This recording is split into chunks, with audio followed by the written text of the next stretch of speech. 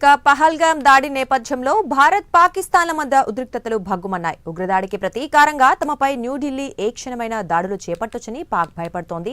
ఈ క్రమంలోనే తాజాగా కీలక నిర్ణయం తీసుకుంది. పాక్ నిఘా సంస్థ ISI chief lieutenant general Mohammad Asim Malik కు కీలక బాధ్యతలు అప్పగించింది.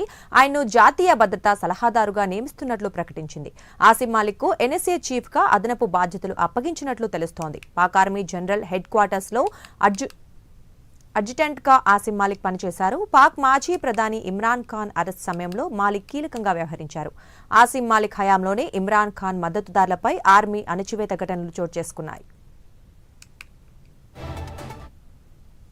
వాటికి ఇదే విషయం గురించి మరింత సమాచారం మా ఇన్పుట్ ఎడిటర్ రాజేందర్ అందిస్తారు. రాజేందర్, చెప్పండి.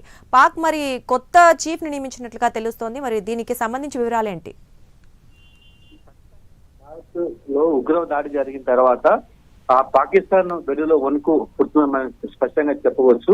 ఈ లక్ష్యంగానే వారు కూడా ఇప్పటికే అన్ని విధాలుగా ఖచ్చితంగా భారతదేశం పాక్ పై దాడి చేస్తుందనే అంచనాలో వాళ్ళు ఉన్నారు. ఈ నేపథ్యంలో వారు కూడా ఆ దేశానికి సంబంధించినటువంటి రక్షణ పరంగా తీసుకోవాల్సిన జాగ్రత్తలపై దృష్టి సారించేందుకు మనకు తెలుస్తుంది.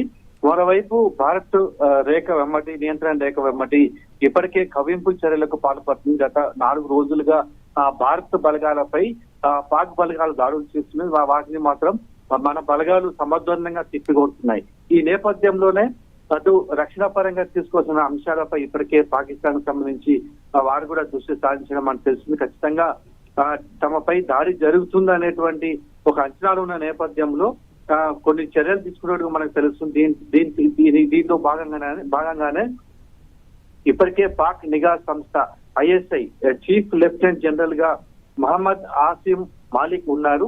ఈయనకు సంబంధించి ఇప్పటికే ఆ దేశ ప్రధాని కీలక నిర్ణయం తీసుకున్నట్టు కూడా మనకు తెలుస్తుంది. ఈయనను మాలిక్ కు అదనంగా జాతీయ భద్రతా సలహాదారులుగా నియమించిన కూడా మనకు నియమించారు. దీనికి సంబంధించిన అధికారిక ఉత్తర్వులు ఇప్పటికే వెలువడ్డాయి. అయితే ఆసిమ్ మాలిక్ కు ఎన్ఎస్ఏ చీఫ్ గా బాధ్యతలు అప్పగించిన నేపథ్యంలో ఆయనకు కీలకమైన బాధ్యతలు అప్పగించినట్టు మనకు స్పష్టంగా తెలుస్తుంది. ఎందుకంటే గతంలో కూడా ఆయన ఈ రక్షణ శాఖలో కీలక విభాగాల్లో పనిచేసిన నేపథ్యంలో ఒకవేళ భారత్ గనక సైనిక దాడికి పాల్పడుతూ దాన్ని ఏ విధంగా తిప్పికొట్టాలనే అంశం మీదనే ఈయన దృష్టి సారించే అవకాశం ఉంది. గతంలో రక్షణ శాఖకు సంబంధించిన ఒక కీలక విభాగాల్లో కూడా ఈ మాలిక్ పనిచేసిన నేపథ్యంలో మరోసారి ఆయనకు జాతీయ భద్రతా వ్యవహారాల సంబంధించి కీలక బాధ్యతలు కూడా అప్పగించారు. మరోవైపు చూసినట్లయితే మాలిక్ పాక్ ఆర్మీ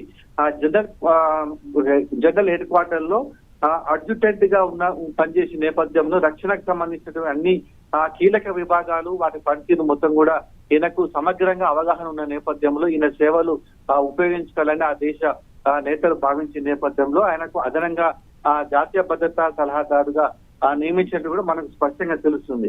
ఇక ఈయన అదే ఆ సమయంలోనే పాకిస్తాన్ మాజీ ప్రధాని ఇమ్రాన్ ఖాన్ అరెస్ట్ సమయంలో ఆ దేశంలో పెరుగుతున్నటువంటి వ్యతిరేక కార్యక్రమాలు మొత్తం కూడా సమర్థవంతంగా ఈయన హయాంలోనే అణిచివేసినట్లు కూడా ఉన్న నేపథ్యంలో ఈయన సేవలు ఉపయోగించుకోవాలి. ఒకవేళ ఖచ్చితంగా భారత్ తమ మీద దాడి చేసింది. ఆ దాడి చేసినప్పుడు రక్షణ రంగంలో ఉన్నటువంటి కీలక అధికారిగా ఈయన పేరున్న నేపథ్యంలో జాతీయ భద్రతా సలహాదారుగా నియమిస్తే దేశ రక్షణకు తీసుకోవాల్సిన చర్యలపై కూడా ఈయన సలహాలు వినియోగించుకోవాలని ఆ దేశ వాళ్ళు ముఖ్య నేతలు కీలకంగా భావిస్తున్న నేపథ్యంలో ఈయనకు అదనపు బాధ్యతలు అప్పగించడం కూడా మనకు స్పష్టంగా తెలుస్తుంది. Thank you Rajender.